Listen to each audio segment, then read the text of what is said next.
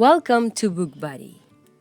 What to do if an elephant stands on your foot? By Michelle Robinson. If an elephant stands on your foot, keep calm. Panicking will only startle it. Yo! Never mind. These things happen. In the event of startling an elephant, you will probably feel like running away rather quickly. Try not to.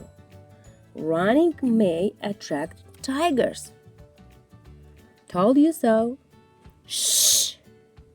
Once a tiger has spotted you, you must stay silent. The slightest sound, such as a sneeze, achoo! Oh dear. As I was saying, makes the slightest sound and rhinoceroses will hear you. If a rhinoceros has heard you, whatever you do not be tempted to climb a tree.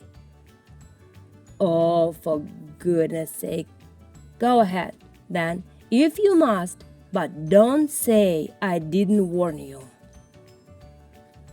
See, snakes live in trees, and they do not take kindly to visitors. Having found yourself in a snake's tree, take a few deep breaths and steady yourself. That's it. Now, sit tight and try not to make any sudden movements. Like that one. You ninny! Sudden movements do not go unnoticed by crocodiles. Everyone knows that. Honestly, you are hopeless.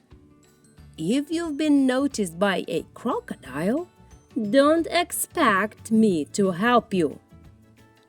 Please. Oh, all right then. Since you asked so nicely, wave your arms around and shout for help. Help! Is it working? Yes.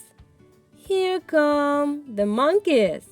Of course, now that the monkeys have arrived, there is only one thing to do. Go nuts! Jump up and down, run around and around, sing and shout and dance and swing. Have a banana!